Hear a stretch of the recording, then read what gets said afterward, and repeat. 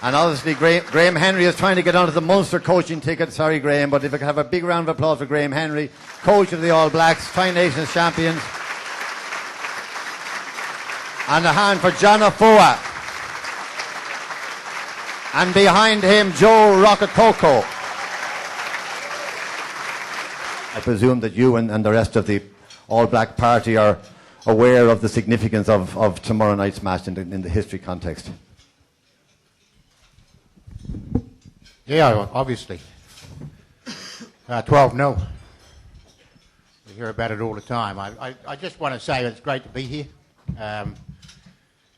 In New Zealand, you look at World Rugby, what I do, and I'm sure other people do. We're a pretty focused rugby nation, and Munster's one of the great clubs of the world. And it's just great to be here this morning and to be able to play on this park tomorrow afternoon and try and play some decent football and trying to avenge the 12-0 loss 30 years ago. But like I say, it's a pleasure to be here and a pleasure to be with you people this morning. It's awesome to be here. As soon as we landed in Ireland, Dougie gave us a call, and pretty much the first words he said is "Welcome to our summer." So, you know, it's hard to think of, but it's an awesome experience for us to be here. Obviously, there's a lot of history's been played on this park, so it'll be fun in some ways to be playing against a few of the Kiwi boys we've played alongside. With Dougie, obviously, with the Blues, and Muffy, played alongside with them, and New Zealand Colts. So, yeah, there's a word been going around that if we do a haka, a few of the boys might do a haka back, so that'll be a sight to see, but very happy to be here.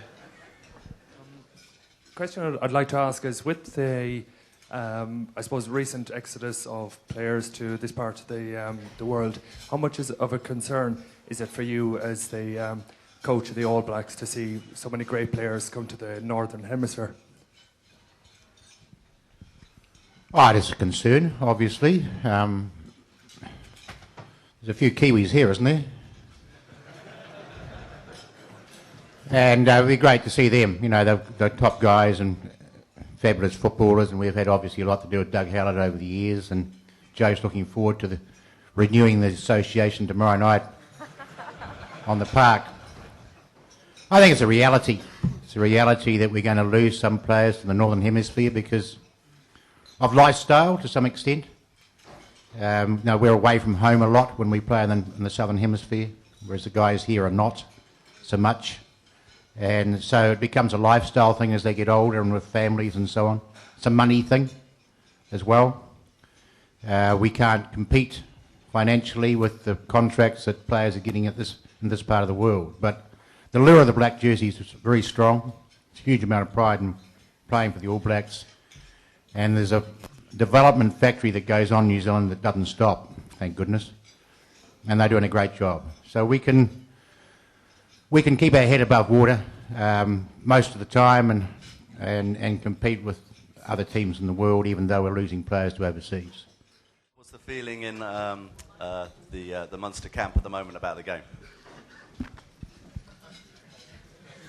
We're very excited, to be honest.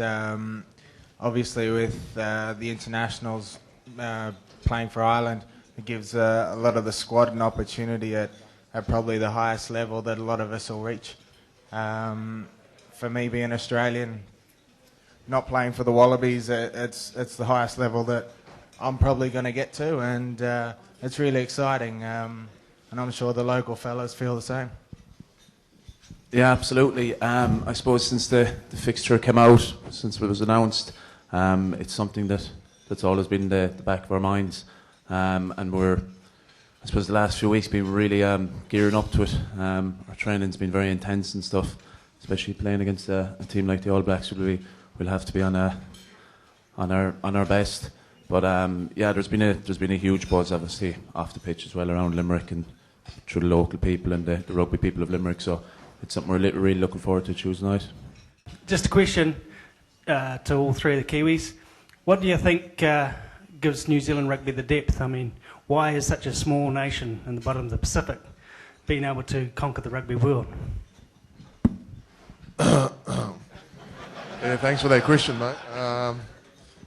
I guess it's just the way that we're brought up, and it's only a small country, and there's only so many sports in New Zealand that's professional. I guess a lot of people always sort of lean to rugby, and everyone plays it, and you drive past the school fields, and kids and we're playing it all the time, and then you go with your old man and you watch the games, and you end up playing the games. So it's just the real lifestyle in New Zealand.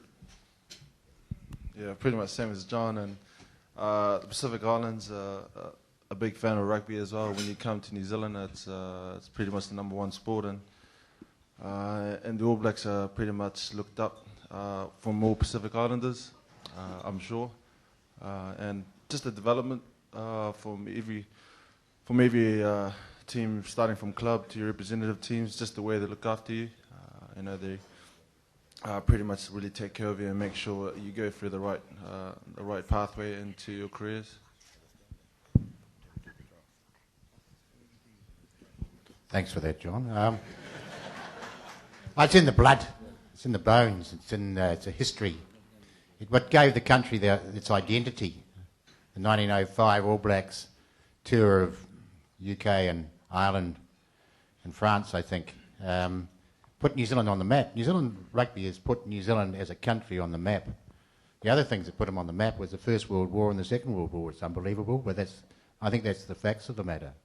So the All Black brand does a lot for New Zealand, and the players want to play for that brand, and they want to play for the black jersey, and it's ingrained in the big secondary schools of New Zealand, which gives us the base for the All Black team. So it's very much part of the fabric of the country.